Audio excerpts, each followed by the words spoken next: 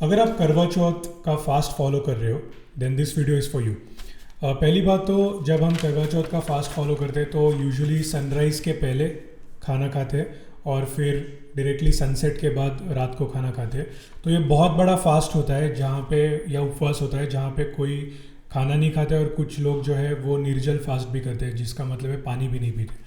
तो इसमें जब आप बिल्कुल भी पानी नहीं पीते और अगर आपकी बॉडी डिहाइड्रेट हो जाती है तो डिहाइड्रेशन में अब हमारे जो कॉग्निटिव फंक्शंस होते हैं या फिजिकल फंक्शंस होते हैं बॉडी के, वो उनकी जो कैपेसिटी है या उनका जो फंक्शनिंग है वो कम हो जाता है। तो इसका मतलब है कि आपको मिनिमम फिजिकल एक्सर्शन करना चाहिए और आप गर्मी में ना रहे, ताकि जितना स्वेटिंग ज़्यादा बढ़ेगा उतना डिहाइड्रेशन ज़्यादा बढ़ेगा।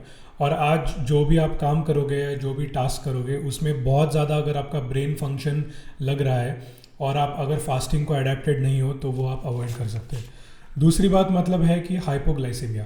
अब हाइपोग्लाइसेमिया का मतलब है कि जब आपका ग्लूकोज लेवल सडनली बहुत ड्रॉप होता है। ये बहुत बार देखा जाता है करवा चौथ के फास्टिंग के वक्त, जब किसी को चक्कर आ जाता है या नॉजिएटेड फीलिंग होता है। तो in Karva Chauth if you have type 2 diabetes, if you have blood pressure और high blood pressure like hypertension, अगर आप थायराइड का कोई मेडिकेशन ले रहे हैं तो आप आपके डॉक्टर के साथ प्लीज़ चेक कीजिए इन मेडिसिन के डोसेजेस, क्योंकि इन मेडिसिन के डोसेजेस कम ज़्यादा करने पड़ेंगे। वो आप आपके डॉक्टर के साथ चेक कीजिए, क्योंकि आप अगर बिल्कुल भी पानी नहीं पी रहे, खाना नहीं खा रहे तो और सेम डोसेज का मेडिसिन आप अगर ले रहे हो तो उससे कोई प्रॉब्लम हो सकता है। अब आते हैं कि आपको फास्ट ब्रेक कैसे करना है। ऑफकोर्स जो प्रसाद होता है उससे ही आप फास्ट ब्रेक करते हो, पर आप जब पानी पीते हो फास्ट, जब आप ब्रेक कर रहे हो तो आपको पानी छोटे छोटे सिप्स में लेना है, ना कि आपको पानी सडनली गल्प डाउन करना है। इसका रीज़न ये है कि हमारे जो किडनीज़ है या हमारी जो बॉडी है वो ऑस्मो रेगुलेशन करती है और वाटर का रेगुलेशन करती है। इससे हमारे जो इलेक्ट्रोलाइट्स है जैसे सोडियम, पोटेशियम, इनका काफ़ी इम्बैलेंस हो जाता है अगर आप बहुत देर के लिए पानी नहीं पियोगे तो। और आप सडनली पानी पीना शुरू करोगे तो हमारे किडनीज़ को जो इलेक्ट्रोलाइट बैलेंस करना है वो बिगड़ सकता है। So for that have water in small sips, have normal water in small sips. After having around 200-300 ml of water, आप या तो कोकोनट वाटर ले सकते हैं या तो सॉल्टेड लेमन वाटर ले सकते हैं, क्योंकि इसमें आपका सोडियम और पोटेशियम कंप्लीट हो जाएगा।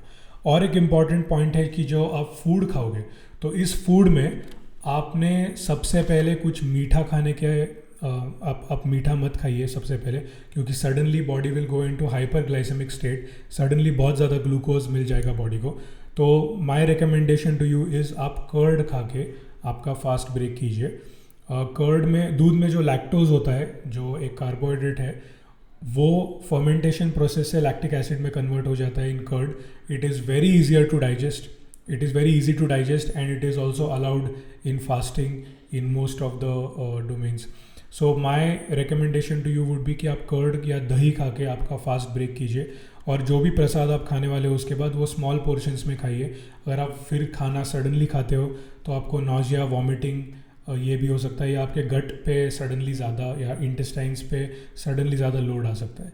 सो these were my advices related to nutrition and fasting related to Karva Chauth. अगर आपको और भी कोई डाउट्स है रिलेटेड टू इंटरमिटेंट फास्टिंग और anything else, please put it down in the comments below, and I hope you have a very healthy and safe Karwa Chauth.